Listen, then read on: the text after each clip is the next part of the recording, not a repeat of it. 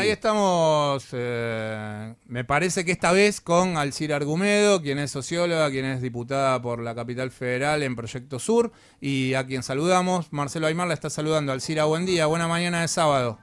¿Qué tal? Buen día, ¿cómo estás? Bien, todo bien, y lo que queríamos era tratar de, bueno, de empezar, recién estábamos hablando, mientras corregíamos ciertas cuestiones de comunicación, que son tantas las noticias que se suceden día tras día, que tratar de hablar sobre un tema puntual me parece que al hablar de uno termina viendo como una especie de entendimiento del resto de los temarios, y en esa lógica quería tratar de consultarle desde su punto de vista de socióloga, de investigadora del CONICET, si esta afectación que nosotros vemos día a día de la clase social va a tener alguna repercusión en lo que sería el sistema de partidos, porque nosotros ahora vamos a una parlamentaria, y en esa lógica, ¿cómo cree que va a ser el comportamiento de la gente que, en líneas generales, está desilusionada, está perdiendo el trabajo, ven que un familiar la pasa mal? ¿Cómo sociológicamente entiende este fenómeno que estamos viviendo semana a semana?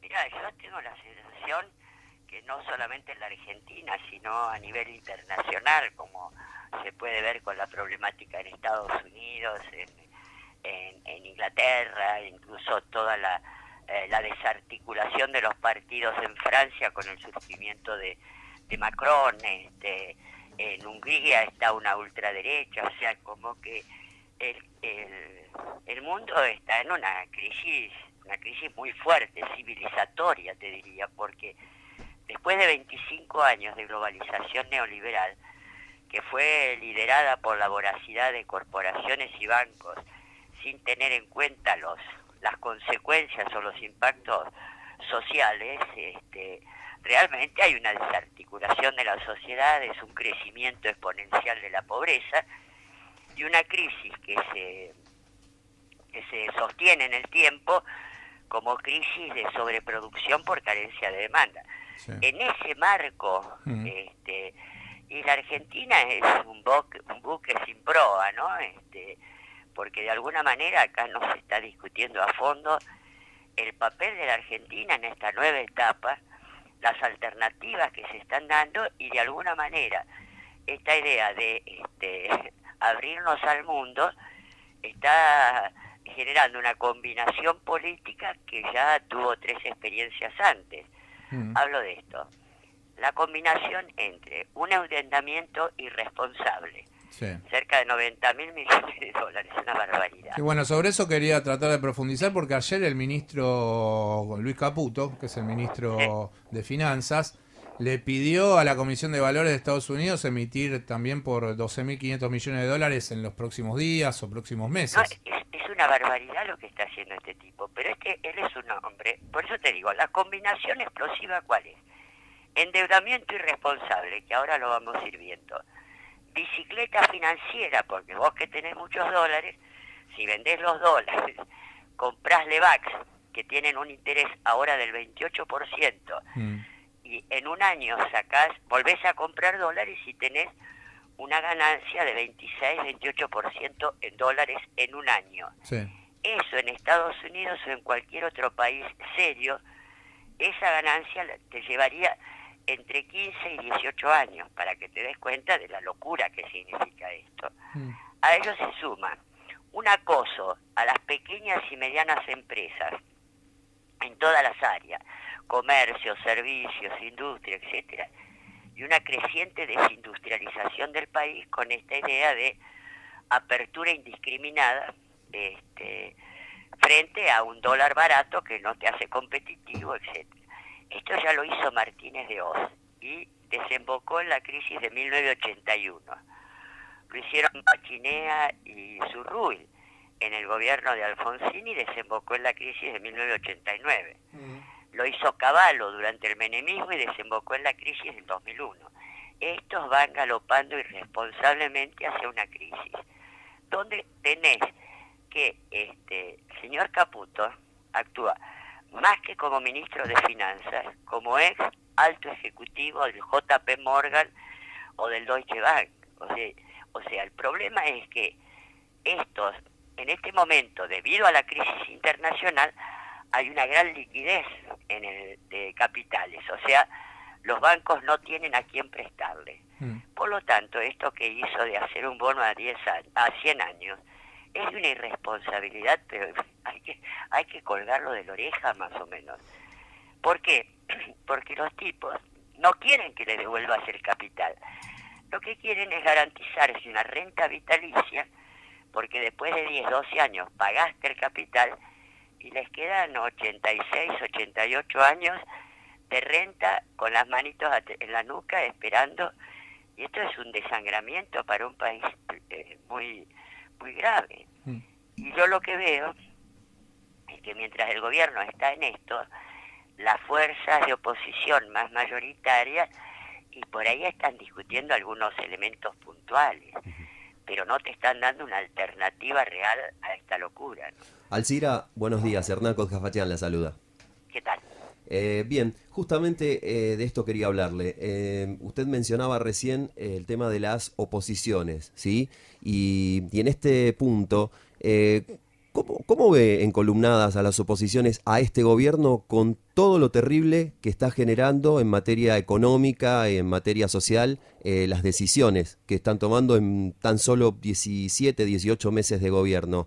¿Cómo ven encolumnada a las oposiciones de acuerdo al plan con el cual se pueda dar vuelta a todo esto? Porque obviamente va un camino que es muy peligroso. Bueno, mira, en principio el Frente Renovador, de alguna manera, actuó como un aliado importante.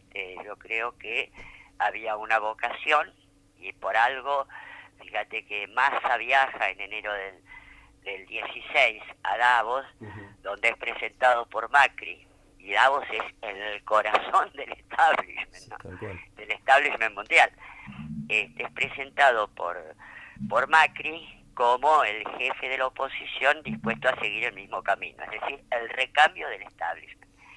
Y la verdad que durante un año y medio, hasta ahora que viene la cosa electoral, se apoyó el 99% de las leyes que impulsaba Macri, no todas precisamente populares, ¿no?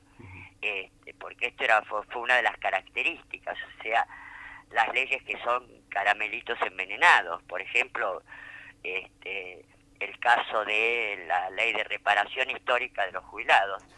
Entonces, si vos votabas la ley de reparación histórica de los jubilados, cosa que obviamente estarías de acuerdo, al mismo tiempo garantizabas en la misma ley el blanqueo de capitales para todos los amigos del poder, incluido Papacito. Permitías que se disminuyera el impuesto a los bienes personales drásticamente, que es el único impuesto más o menos progresivo que existe en el país, y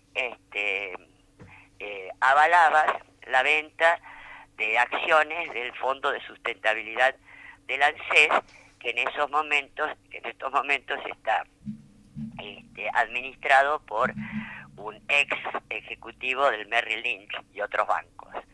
Esto, de alguna manera, el Frente Renovador lo fue apoyando, y también el PJ, digamos. En ese caso, el Frente para la Victoria entró a ser una oposición durísima, pero que muchas de las políticas ellos las habían impulsado durante su propio gobierno, ¿no?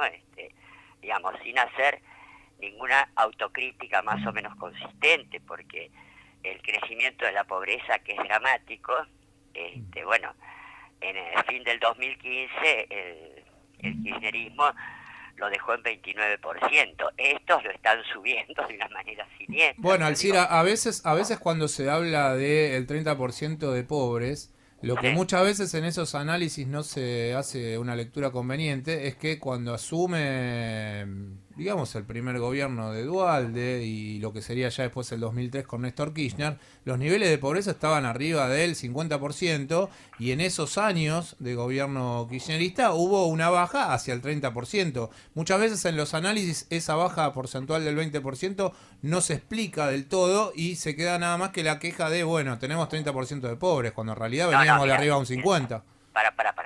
El tema es efectivamente llegaste a un 50% en el pico de la crisis. Claro.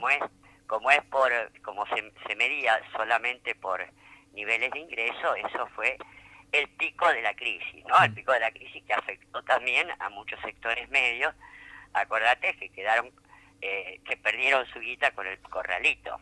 Ahora, el tema es que en los años posteriores, en los 12 años posteriores, vos tuviste crecimientos a tasas chinas por el aumento de los precios de las commodities a nivel internacional, y esto no fue posible llevar adelante porque me parece que más allá de algunos hechos meritorios no había acá un proyecto coherente de ir hacia adelante, de reindustrialización en serio. De romper con monopolios, con ciertos monopolios en el, por ejemplo, de romper con ciertos monopolios, por ejemplo, en el sector alimenticio, ¿no? O en el sector de alimentos. Me parece que ahí... Sí, bueno, pero reforzar otros, como por ejemplo la Barrick Gold, Minera La Lumbrera en minería, Monsanto en el área de agrotóxicos. Sí. Agrotóxicos. Digo, no es cuestión de empezar a ver qué hay, qué es qué bueno y qué malo. Me parece que seriamente acá habría que plantear un debate acerca de cuál es el papel de la Argentina en serio, sin propaganda, sin publicidades, sin fuegos artificiales, porque realmente la situación es muy grave. Y así como de pronto el mismo Trump plantea un creciente proteccionismo de Estados Unidos, porque cómo serán las secuelas de la globalización neoliberal que generaron pobreza y desocupación críticas en el interior de Estados Unidos o incluso en Inglaterra, no hay un debate que haga un diagnóstico tranquilo, sin pelearnos, que sea capaz de ver con ecuanimidad las cosas que se hicieron bien y las cosas que se hicieron mal, como para plantear un futuro, porque si no vamos galopando hacia un precipicio. Realmente estamos galopando hacia una crisis similar a la del 2001, y esto es una locura y no hay respuestas de las fuerzas políticas, ¿no? Buen día, Alcira. Alejandra Álvarez te saluda. Un poquito más alto, por favor. Buen día, ¿y me escuchás? Sí, ahí sí. ¿Qué tal? Alejandra Álvarez es mi nombre. Lo que te quiero consultar es porque, bueno, a raíz de, obviamente, de lo que ocurrió en la fábrica de PepsiCo, y siempre que hay una movilización, un piquete, se pone siempre en discusión la protesta, este método de protesta, y por supuesto desde el gobierno se condena, se estigmatiza, pero esto también termina de alguna forma teniendo eco en la sociedad y separando entre aquellos que protestan, los que no. Quería saber, bueno, cuál es su lectura de esta separación que se hace. Mirá, yo creo que verdaderamente en el caso de PepsiCo y en otros casos es una provocación inaceptable. Perdón, personas que hace 25 años que están trabajando, que se enteren que los han despedido porque llegan y hay un cartelito en la puerta, verdaderamente es una falta de respeto a la condición humana de esos trabajadores. Entonces, esto te genera indignación, es una provocación, ¿viste? Como ese que de golpe va, le pega un cachetazo a uno y cuando el otro se da vuelta y le da una trompada, empieza, ¡ay, me pegó una trompada, me pegó una trompada! Verdaderamente es una provocación por parte de estas corporaciones transnacionales que hablan de la impunidad que sienten frente a un gobierno que avala todo. Y en ese sentido, si bien es preferible que no haya hechos de violencia, que no tiren, están provocando desesperación, y en la desesperación las conductas se van de las manos, ¿eh? Entonces, me parece que el caso de PepsiCo es verdaderamente un caso modelo de lo que es la impunidad de las corporaciones, la habilitación del gobierno a la impunidad de las corporaciones y la desesperación de los trabajadores que se encuentran de un día para otro. Viste que muchos decían, no, tengo 48 años, sí, no quiero la plata, quiero el trabajo, quiero sí, trabajar dignamente. Y esto es una agresión a todos y cada uno, que es muy brutal. Esto la ministra Bullrich realmente no mide la magnitud de la agresión que significa dejar a un tipo sin trabajo de un día para otro, porque cerró la fábrica, porque le convino hacer no sé qué cosa, importar desde Chile, claro, entrar en la bicicleta financiera, esto es lo que le interesa. Por eso está pagando altísimas indemnizaciones. Porque efectivamente a cualquiera que tenga plata le conviene más meter la plata y va a ganar más en la bicicleta financiera de los LEVAC, porque no hay ninguna otra actividad que sea capaz de darte un 25% anual en dólares. Y entonces toman esa decisión empresaria y el costo humano y social no les importa absolutamente nada. Y después, cuando los otros, en la desesperación, hacen respuestas violentas, entonces se condena por la violencia. Sí. Este me parece que es el drama, ¿no? Alcira, buen día. Luciana Pérez Patiños la saluda. ¿Qué tal? Mi consulta venía por este tema de cómo ven la sociedad cómo va a seguir este debate en la sociedad sobre estos temas, porque si vemos el tratamiento de los medios y cómo hablan algunos referentes también políticos sobre este tema, se los ve bastante fríos. ¿Cómo cree usted que va a seguir el debate en la sociedad con respecto también a la política? Mira, el tema principalmente me preocupa, que era lo que decíamos antes, es como que cada vez estás teniendo un nuevo hecho que pareciera ser único, pero esto forma parte de esto que decía el proceso de desindustrialización que había señalado antes. No les interesa tener industrias en la Argentina cuando estos capitales ganan varias veces más con especulación financiera, y entonces se está promoviendo un tipo de modelo económico y político que tiende a generar cada vez más conflicto y con él más sufrimiento, porque no nos engañemos, estas resistencias de los trabajadores duran un cierto tiempo y después hay una debilidad intrínseca, un desgaste, claro, que es difícil de continuarlo en el tiempo. Entonces ellos juegan con esto, es una cosa diabólica absolutamente, ¿no? Entonces me da la sensación que las distintas fuerzas políticas, que esto que hablábamos, digamos, estoy hablando de Cambiemos, con el radicalismo y la coalición cívica, etcétera, sí, el Frente Renovador y el PJ, porque ahora el kirchnerismo está en una política dura de oposición a todo, digamos. Esto, este es el panorama, digamos, de las fuerzas más importantes. Pero me parece que de alguna manera el tema fundamental es que bajo uno u otro concepto, por acción o por omisión, se está permitiendo el avance en este modelo que tiene coherencia con lo que señalaba, tiene coherencia con el irresponsable endeudamiento en dólares y sobre todo con la bicicleta financiera. Si vos sos el señor Pepsi, en vez de destinar tu capital a seguir produciendo, con la excusa que sea, cerrás la fábrica, metés esa plata en bicicleta financiera y reitero, ganás 25% en dólares. Lo que te iba a decir, en Japón, una ganancia del 5 o 6% en dólares se considera un éxito descomunal.